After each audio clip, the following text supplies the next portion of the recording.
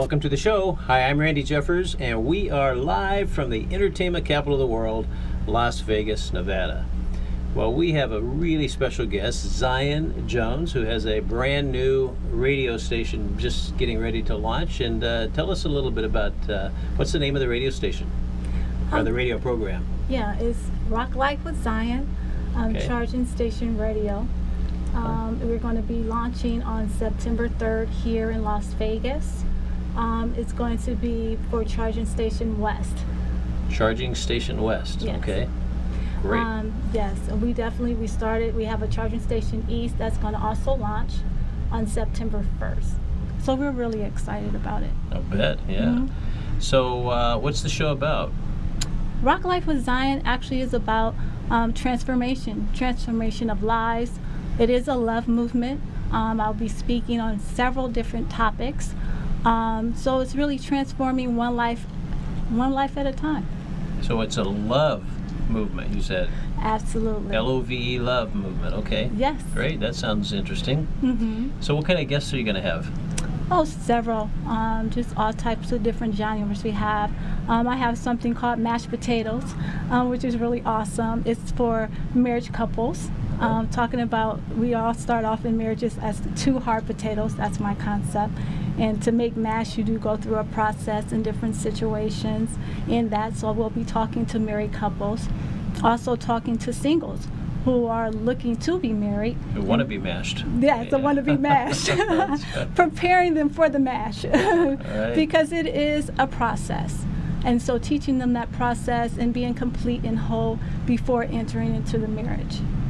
Very fascinating. So this all starts, once again, when? September? The September 3rd for Charging Station West. Okay. I also will be launching Rock Life with Zion also on that same day. Okay, so if we want to go listen to you, then where do we go to do that? You go to chargingstationradio.org. Okay, charging station radio.org. Okay. Yes. And then you can put /Rock Life. Rock Life. Yes. Okay. Mm-hmm. Great. And so this is how often is this going to air? It's going to air every day, 24/7. What we do with Charging Station West, we are promoting and advertising and bringing on new broadcasters who would love their shows as well. So we're doing a lot of that. Some of the advertising, people who have music, we're inviting them to submit their music so that it can be on rotation. We have a top favorites for singers, so we have a lot that's going over in that area. So anyone that has a video or any great music that they have done, we ask them to go ahead and submit it. We would love to have it to be part of our top 10 favorites. Wow, that's fabulous. So, are you going to do some music yourself on your show? It's coming. Yeah? It's coming, yes. I'd love to be going to the studio and getting it down and so forth. But just watch out for that because that is in the near future. Wow. So we look forward to that. That's going to be really fun to watch, and sounds like there's going to be a lot of other new shows that are going to be starting up on the network, right? Yes, absolutely. Yeah. I like it to be a little different. Everything, a lot of people do the brick and mortar like AM, FM, but we believe because we have TV on demand and also radio on demand, we also have ministry on demand. So we're looking that anyone that's interested in getting their product or service out there, this will be a great place to go with us because we definitely have Samsung and Sony and all different types of programs that we can get out there in front of millions of people. So we're just really excited about this movement and, just being a voice. We're looking for positive voices that can transform lives, especially even with the youth, giving them something that they can actually get substance from, where they can learn positive things and things that will, this new generation really needs some positive things going on. Absolutely. So obviously you're the host of your own show. Yes. But you're also part of the network? Yes, I am. Okay. Mm-hmm. So and this is, do you have some partners in that, or you? Yes. I do have partners. I have a partner. We're doing Charging Station West, and we are definitely. They started out from Houston, Texas, and they've been since 2007, and we're collaborating in our what we're doing together, along with our other partners who have Sony Orchard, which brings on the TV demand, the radio demand. Right now, like I said, we have the ministry on demand, we have health and fitness on demand, we have DJ on demand, and it can go on, if you look at Samson and what they have, over 220 million plus. So it's really awesome if you want to do your own network, which requires a lot of work because that's a lot of content. Right. So anybody who's ready to move forward, be that voice, and just make, change lives, we definitely have that platform for that. So really anyone that's out there watching us right now, if they have a talent or some area of expertise and they want to have their own radio show, they could contact you and find out how it works. Would they go to the website, or do you have an email that they could use? They can go there, and they can also email me at rocklifewithzion@gmail.com. rocklifewithzion, Zion, @gmail.com. Yes. Okay. Great. Well, I'm sure that's going to be very intriguing to a lot of people. Thank you. What do they have to have? Because some of us are probably watching this and we go, well, I'm a little afraid. Maybe I'm not qualified.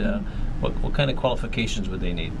I would say a voice, just something they have a passion about. It's time to stand in the you. I say that God gives us all a talent and a gift, and that's our blessing. And it's time for us to operate in those gifts and talents and just come out with it. And be confident to know that this is your blessing to move forward. This is a spiritual radio, even though we do take positive music, but we're looking for people who really would like to be a voice, to make change and feel comfortable and confident about what they would like to do. Very interesting. So let's talk about Zion Jones a little bit. Tell us about you. Me? Oh gosh, that's interesting. It's never so comfortable talking about myself, but I'm just grateful. I've actually originally from Ohio, and I moved to California and traveled quite a bit, and now here in Las Vegas. I like to say I've definitely been on this journey for a while because I am a transformational instructor. So I do counsel from married couples to singles to people with doing anger management and any of that. Anything that someone needs to actually get past that tunnel and see the light in a situation. So that all started where I'm at today, is being able to help lives and to give them something that they can press forward with in confidence, knowing that it's just not always the dark place, but learning to embrace the dark place and seeing the light in that. So I'm just really grateful I've been able to do all that. But right now, I feel like everything's going to another level in my life. Being able to be a help. We have Hydrate the Homeless that we do, which they can also see on the website. Going over different cities and so forth, and states, of course, because we have it in Houston and different places that anyone can be a part of that. That's Hydrate the Homeless. Yes, And Hydrate so the you're Homeless. providing water, I'm Yes, assuming? absolutely, providing water to the Drinking water. homeless. Oh, very good. So, because of your mission, and it's directed at people that have gone through or are going through troubles and tribulations, I guess. How did that become your mission? Did you go through some things yourself, and your own misery became your mission, like a lot of people? That's interesting and very, very. That's wisdom right there. Absolutely, I believe we all have things that we go through. Yeah. And learning to understand that pain is our teacher. You start to talk to pain. Pain is something that you actually have conversation with, and it tells you borders, things you like and what you dislike. So I've been able to go through a lot of different things, and these things are not here to conquer us. They're actually here for us to be transforming into greater dimensions in our lives. And a lot of people, we don't know how to do that. That's why some people have gone through the same thing that you may have gone through, or I've gone through, but that's why we're the bridge. And I thank God that, through the things that I failed and was able to get back up, He's taught me how to be that bridge so that you wouldn't have to go through it, but you would understand it and can embrace it and understand the wings that you have to fly from, that situation. Well, a lot of people, I'm sure, that are listening right now are, like all of us, we have things in our lives, right? And Yes.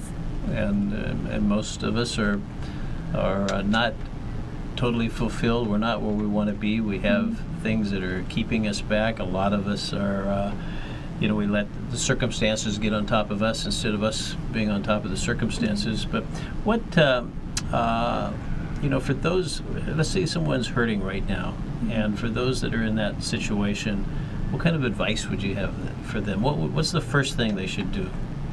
I always say go back to the roots. For those who don't know much about prayer or maybe have a relationship with God, understanding that voids can only be filled with the love of God in your heart. We try to fill those voids with things, material things, with people, looking for love. But I say become love. And as you become love, you will draw love. That's why I tell even the singles, I said, don't go looking for something. If you become it, it will come to you. So I say to anyone that's hurting, learn to pray. Get to find out about your Creator, our Creator, because He's the one that created us. He's the one that knows us. And if you know anything, it's like when you buy a car or buy anything from the manufacturer, you always take it back to that place to get it fixed. He is the only one that can fix us. He is the only one that can complete us. So we can't look for anything outside of ourselves. We have to actually go to the Creator. And the first commandment is love God with all your heart, mind, and soul. And when you become to love Him, then you will love your neighbor as you love yourself. And when you're able to love your neighbor as yourself, then you have arrived, because that means that the flesh has to die, because we go through what hurt us is other people. Hurting people hurt people. We get offended. Someone does something to us that we don't like. How do we deal with this? And I say the Word of God is life. It is power. And so say, for instance, if something tragic or hurtful happened to me that day, I can read the scripture or recite the Word of God like Christ did when He was in the wilderness. And I would say, no weapon formed against me shall prosper. I would start quoting scripture and it makes me live. And I surround myself around people who have the Word in them. So then when I need prayer, because we all go through things, we need that great company or people we can go to say, okay, you know what, I'm going through this. And you don't even have to even say it. But the Spirit is so strong, they'll start praying the answer. So really just getting around those people who can build you, people who truly love you unconditionally, meaning that they're going to be there for you. That's how you can tell who your friends are, but you got to discern that you're around the right people, because there are people actually that can bring you down and be the cause of what you're going through. So, a lot of us are around people that really are the cause, as you say, and are toxic in various ways. And so what do you do when you're surrounded by people like that? Well, you remove yourself. And I'm a strong believer in the Word of God, because it's, I say, instructions. It teaches us how to live. It teaches us what to do in a situation. So if you're around toxic, it even tells you, don't throw your pearls in front of swine. So, and then it tells you about sitting in the seat of the scornful. It's telling you things of a wise man loves correction, but if you correct someone that is not in that position, they will scorn you. So it gives you so many instructions, and that's why it says the Word is life. And when we become it, and when we actually obey it, it actually, God loves it so much. It's like a child, and you tell your son or your daughter, you're like, don't go across the street because you can get hit by a car. And that's understandable. But I think when people look at the Bible, a lot of people almost rebel because they feel like, well, I want to kind of do what I want. But we all want to kind of do what we want to do. But the Word of God, which is the love of Christ too, is just really there for our protection. So when He tells us to do something and not to do something, it's our Father. And our Father is saying, you know what? Don't steal, or don't kill, or don't commit fornication. These things are in there simply for us to have a beautiful life in Him.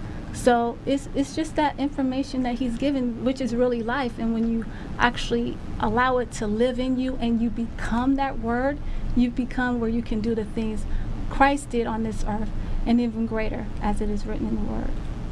Well, it's very interesting, and you obviously have a spiritual, very strong spiritual side to you that sort of controls everything you do. It sounds like, and also in the advice that you're giving, you sort of start there, right? But once you've passed that part of it, and in terms of just human things that we can do, what are some of your suggestions there? The human things we can do? Well, I always say, because I'm a biblically based individual, and I take the word literally. So what I know is that as I see you this moment, I see flesh. But I know that you are covered, the flesh is covering a spirit, who you actually are. Your pains, your experiences, who you are, deep down inside, what you deal with on a daily is part of your spirit, your soul, which is your will. So when this passes away, this flesh, okay, the spirit still lives. So a lot of people say, well, what about the human part? What, flesh part? Well, the flesh is like, to me, is the earth, okay? And then the spirit in us activates and generates and can overcome this earth. Because we are to have dominion over the earth. So we are to have dominion over this flesh in the spirit. Like Paul said, he said, even though I do good, the evil of presence is always around me. Okay, he's just saying that flesh, it has certain things in it that actually war against my spirit, and that's why I'm saying it's important to know your word so that you do not actually succumb or conform to that flesh that's trying to get you to do those things that are in error. So go back to your question, is that I know and believe that we are a spirit being first, because it depends on which one you feed. You can feed the flesh or you can feed the spirit. We feed the flesh with things of this earth, of this world, whether we're conceiving the notion of our government or our lifestyle or the way we do things. That's that. But the spirit man is more important of the things that are eternal, because we are an eternal being. Okay, so when you're an eternal being and you want to continue to be an eternal being, you're going to apply those principles to your life. I tell people the most important journey is your inner journey, and it takes the things outside to get you to the inside. Whether it's hurt, whether it's excitement, you go always on the inside and you evaluate that. So we have to live that inner journey, which is the most important journey. And so how's your energy, your inner journey? Awesome. That inner journey sounds like energy almost. I know, it does. Yeah. And it does have an energy, so maybe that's why. Yeah. My inner journey, because I always, like I said, like you can see the spiritual love that I have for God is my passion. It's my passion. And my passion is I love people. And I see people that go through certain things. And there's a difference in going through something and being chastised for things, because it's just like you chastise your son or daughter because you love them. It's like, I'm chastising you because I don't want you to do this anymore because I know this is not good for you. And like God said, he said, the things in heaven is the same thing as here below. So we can look at things below and really understand what's in the heavens. Like, for instance, you have a mother, father, and son. In heaven, there's a mother, father, and son. Like here, you have laws that you gotta obey. If you go ahead and don't put your seatbelt on, the cops see you. You know, if you pass the light, there's a law. People have to understand too, there's laws in heaven. You know, and God said, those who love me keep my commandments. So this is how we show God that we love him, is by obedience. You know, so just looking, and if people don't understand, he said he made things on the earth very plain so you can understand how your relationship should be with me. Uh-huh. So Zion Jones grew up in Ohio. Yes. And what was that like? Boring. No. It was interesting, you know, because... Are you a city girl or a country girl? No, I would say country girl. Yeah. I'm a country girl, and my dad was a minister. And actually, I'm very happy because I was adopted at 6 months. And I met my parents when I was 18 years old. And that's something else I do with people in adoption, because a lot of times it's just like many can feel like they do not belong anywhere, and that can be an issue. I think what we grow up with, domesticated things that we deal with as a child, are some of the things that we fight when we're older, and trying to find ourselves and to find that completeness.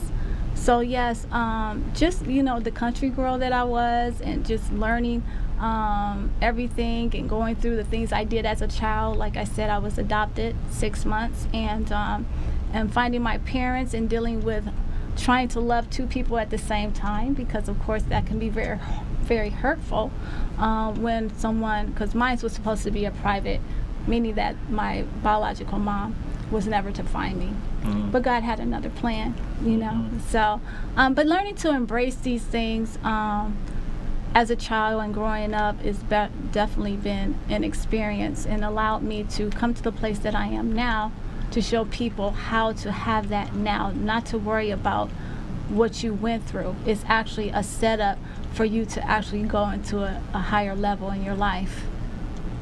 So your adopted father was a minister?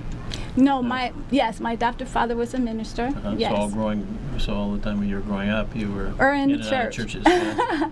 Definitely in the church. Yes. Yeah, my father was a minister as well. Wow, yeah, that's awesome. I know exactly what you mean. Yes. And so you weren't really a country girl. You must have lived in a small town, maybe. Well, I'm from Akron, Ohio, and I call it country because, you know, my mom and dad who adopted me, they were originally, and their parents were from Mississippi. And so I just felt like very cultured, and, you know, I was the only child being raised up, so that was different. Oh, you're the only child? The only child, wow. Yes, in my adopted home. But then when I found out about my own, you know, my parents, biological, yes, I found out I had 7 sisters. Wow. I was the oldest, and so that was very interesting, you know, just having that family. And then on my dad's side, he had like 3 children. On your birth dad? Yes. Your biological yes, because they didn't marry, of course. Uh-huh. Mm-hmm. Wow, that's interesting. Yeah. So what were some of the experiences you had in Ohio that so different from California or Las Vegas? Oh my gosh, it's a very small place, not a lot of opportunity. I haven't been back there in a very long time. And like I say, when I went there, it was a saddened place. It's like going through a lot right now, as far as a lot of negative things that's going there. And I really hope to, you know, if God leads me to go there, to really help mend the hearts. You know, when there's not a lot of opportunity, when there's nothing to do, and when you're oppressed about a lot of things, you get a lot of crime. You get a lot big time crime, because people they have nothing to live for, you know. And I just want people to know, you know, look, you do have something to live for, because that's why you're here. That's why God created you, and you just got to find out what it is, you know. And you have to stay focused. That's why I said the word, which is the life of God that permeates and exudes through you, will activate that. You know, it will make you feel like yes, and then you have the people who will sow good seeds in you, because we're where we take seeds. Like I can say something positive to you and it can change your whole life. You know how they used to say sticks and stones may hurt, break my bones, but words will never hurt me. That's the biggest storyteller you can ever know, because words can kill you. I mean, even in the Bible it says life and death is in the power of the tongue. So we are accountable for every word that we say. So it's very important that we use our words wisely, and that we would use them to build and not to break down. So, other than biblical characters, who would you say are your biggest mentors? Who do you respect the most? Who do you listen to? Who do you like to read or follow? I love to read. I do love to read, but you pulling me from something that I am, so I don't even know what to say. But I do. I've read some books by Annalise Guerin. I love her books because they're so positive, but they're totally spiritually based. But it teaches you about being, just becoming love. That's really what her book's about. It's really, when you become love, you're not offended like you normally are. You know, you're not easily to be hurt like you would normally be. It just teaches you how to embrace all things and know that when something happens in front of you, you don't have to conform to it. I have the power. If I let you hurt me, I've given you the power. I have. I can't say, oh, you made me mad, because you don't have the power to make me anything. I have to give it to you. So that's what this love movement is about, unconditionally loving one another, because people may hurt you, but can you love them through that hurt? Well, let's talk about that for a minute. Sure. Because you mentioned that a couple of times, and the whole field of love is very intriguing, and the Greeks have a number of words for the word love. We just in the English language we have one word that Right. sort of covers a whole lot of things, and we sort of know when we say that word kind of what we're talking about, but not always. And so it's a little bit easier for the Greeks probably when they have 4 or 5 words that explain the different kinds of love. But you said unconditional love. Do you think that's possible? I truly do. I truly do, because Christ had unconditional love. Yeah. And he was the example for us. And it's like, okay, he said, well, you have no guile in your heart when people come against you and afflict you, that you should have joy. Instead of allowing it to hurt me, I've learned to have joy in that, because it's truly a blessing to know that I can love on someone when they hurt me and maybe win them over to something great. Because they're like, it consumes the mind to think like, wow, this person was really kind to me when I was really, mean, or some people call it a jerk, you know what I mean? Yeah. And it makes them think. But, if you put fire to fire, you always get fire. So if I'm mean and you're mean, what's going to be completed there? But if I can love on you through your transition of where you are, maybe I can win a few to let them know, you know what, I love you no matter what. Because you never know what people go through. People are going through things, and they want love. They need love. We were created from love. So being that love nature to whatever it is, who need it the most is those who are not lovable. Right. Yeah, exactly. So you really think that people can unconditionally love each other? Have you ever met anyone that has unconditional love? Yes. Yeah? Tell us about them. What were they like? Me. Besides you. I can only speak for myself. Yeah. I can only speak for myself, but I've met people who just really, have that love. I don't know all their situations in their life, but I know that I've seen them operate and exercise love. Loving people. Yes. That's a great quality, obviously, when you can share love with people and anything, when you're positive, and because most people live on the other side, right? Most people let the negative influences in their life Right. control them. And, it doesn't take a lot to sort of change some of those things. I think we're all striving and hungry Yes. for positive Yeah. things in our life, right? Yeah, because light is the love. And so when you can shine on someone who's feeling negative and dark, you're allowing them to be free from something that's trying to overtake them. Well, I can sense that you are a shiner. You Mhm. shine love on people, huh? Well, that's the goal. So you're spreading this message, and this is what you're going to do on your radio show. You're going to be spreading the message of love. Yes, definitely. Love is in everything, and everything that we do. Everything that we are should be love. You know, your character, how you act, your deeds, your thoughts. When you're at work, it should be love, just like when you're at home. Should be love. If you're truly love and love is exuding out of you, no one can change that. No ugliness, nothing someone does to you can change that. That's why I tell the people I counsel, I said never be a reactor. Always be an action person. I don't have to react to you or Right. anyone else who does something wrong or hurtful to me, but Right. I can be that action of love, and that's what I choose to do. Very interesting. So, if you were to describe love in just one sentence, how would you describe it? I would describe it as the I am, God. God is love. And how about for us humans? What how would, if we took it out of the spiritual and tried to define it in human terms, how would we define it? I am. There's no separation Can't change because it, yeah. no, because God created the humans. And I say, like I said, we're spiritual beings first, because the human part of us dies eventually. It doesn't, there's nothing that we can take with us when we die, and there's nothing we brought here when we came. So that's why I said that inner journey, that spiritual self is important. And the love is God, because He created you. He created us because He loved us. Mhm. And so if you go back to the root of love and understand that, like you were saying, the Greeks had 4 different ways to express love, but God is the expresser of all love.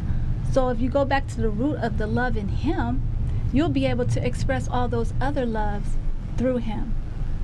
How about happiness? Happiness? How does happiness and love fit together? Well, everybody is, it seems that they're all searching for happiness, right? Yeah, everyone. What is happiness, and how does it work in with love? I always say happiness always takes something to happen. Because people can be happy one minute and upset the next, And so I always go by joy. Because joy, like it says, the joy of the Lord is my strength. So meaning that I can have joy no matter what's going on in my life. And it's just a power in joy.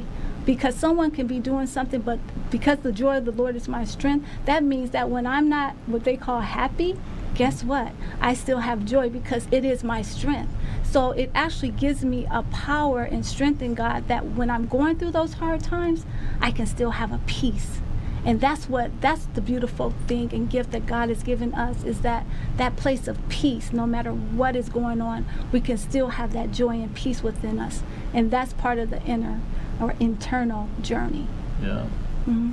Well, there's probably somebody watching us right now, right out there, Mm-hmm. that has some bad things happening in their life. They don't know, what to do. They don't know what the next step to take is. Mm-hmm. They're just sort of lost, and it's sort of like maybe they're at a fork in the road where they could go off, where some really bad things could happen, or Mm-hmm. they could go into another direction that is more like what you're talking about. Just look in the camera and give them some advice. What would you tell them to do? I would say to you to understand that everyone has come from the Creator, and the Creator loves us. He loves us and allows these things, because a lot of us don't understand why things happen to us. Why me? We always ask that question, why me? But it is really these things that can happen to bring you to come into the internal, to understand you, to understand your Creator, so that you can pray and make that relationship with Him before anything else can go to another level in your life. So what I would say to you is to pray, get to understand your Creator who loves you, and reach out to people that you know that are positive, that can pray with you. I would love to pray for you. You know, you can email me, write me, anything that's on your heart, because a lot of times, sometimes it takes two. One can't sometimes go by itself, and the enemy wants to get us by ourselves so that we become feeling attacked and no one cares and no one understands. But that's what family is for. That's what love is for. And I would love to just pray with you, let you and remind you of how great you are, because you're here for a purpose, and maybe not know what that purpose is. And those situations is really there to call you, to get your attention on what really it is that you have in you to be an overcomer. Very good advice. That was great. That was fabulous. Well, let's talk a little more about you. Let's say 5, 6, 7 years from now. What do you think Zion Jones is going to be doing? What's your life going to be like? Oh, only God knows. He knows. 'Cause What would you like it to be like? I would love to, with this love movement, to transform one life at a time.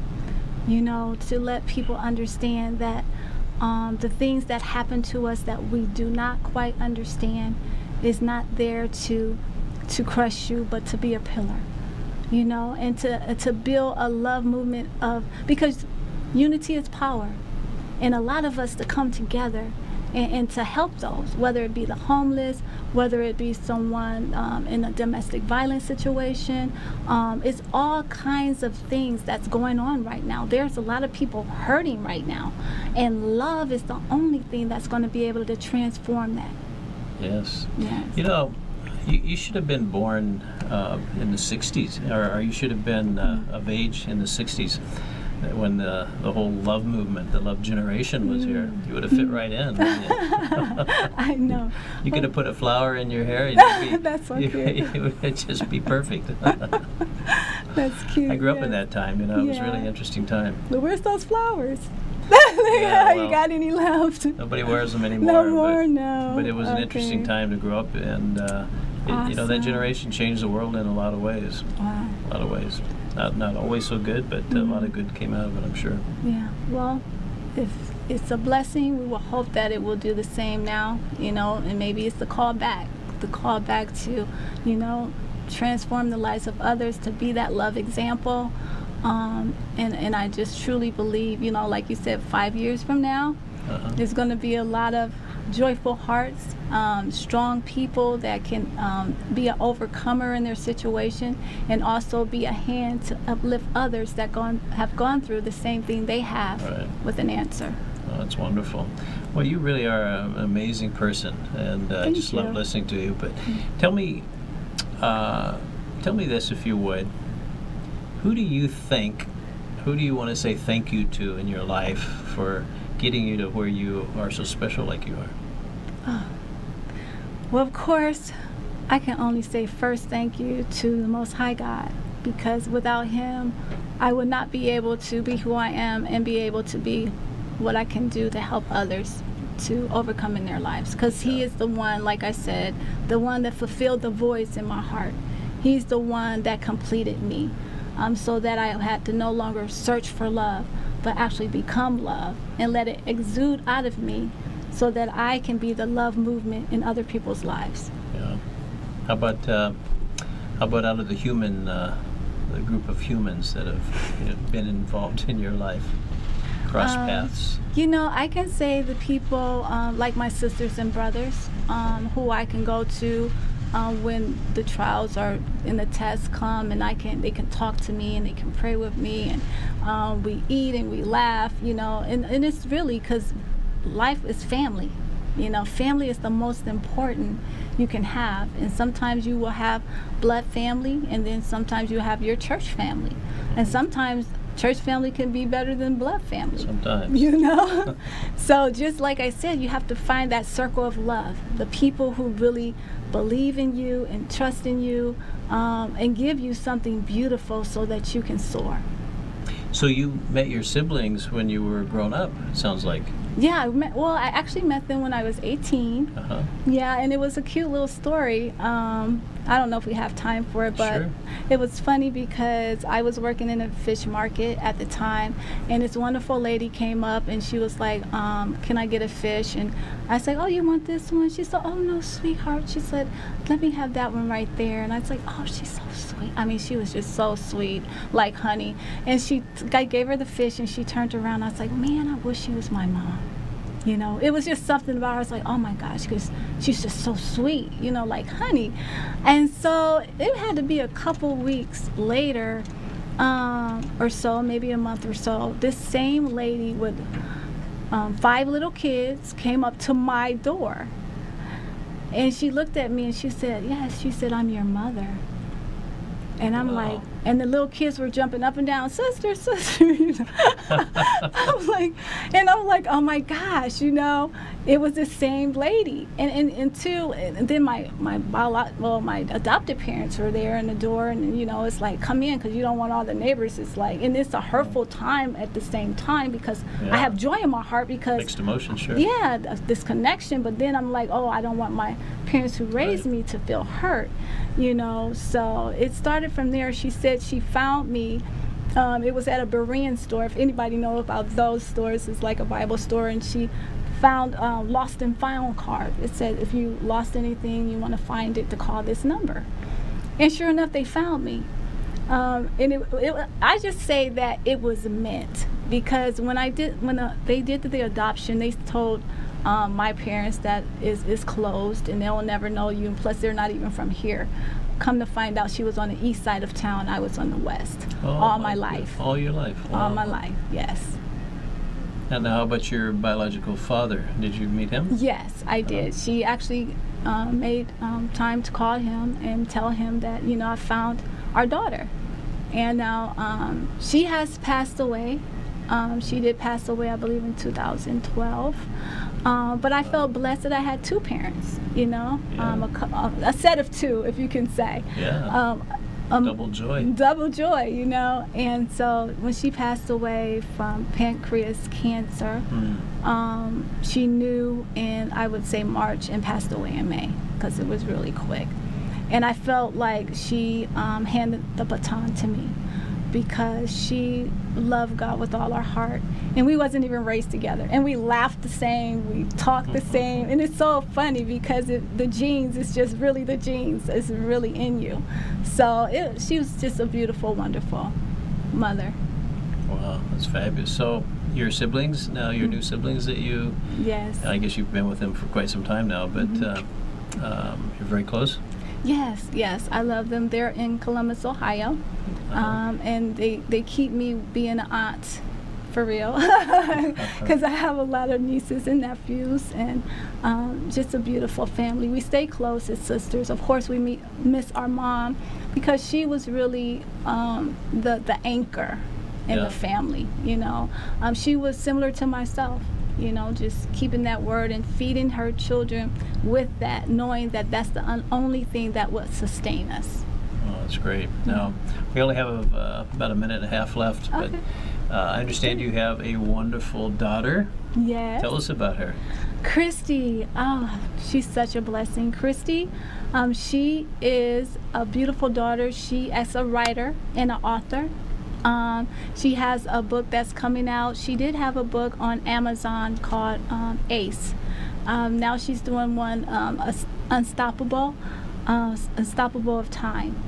So Wow. she's an excellent author. She's getting her books out. We're looking to make them feature films and television. So she's You must a have joy. been 3 whenever you had hers. I was. How'd you know? That's cute. You don't look like you're anywhere near old enough to have a daughter that's grown and is Yes. an author. Yeah. Yes. Thank you. That's Thank wonderful. You. Thank you. So we have less than a minute. Say something. What do you want to say to your daughter?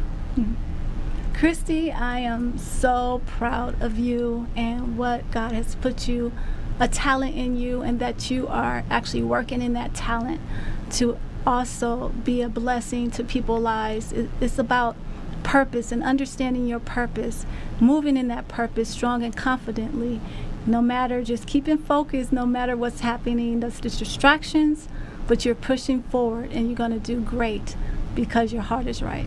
Oh, that's fabulous. Well, I don't know where this hour went. It went so fast. But Zion Jones, thank you. It's so great to know you, and Well, thank thanks you for for being with us inviting and me. sharing. Thank you. Great. And we'll see you next week, same time, same station. Bye-bye, everybody.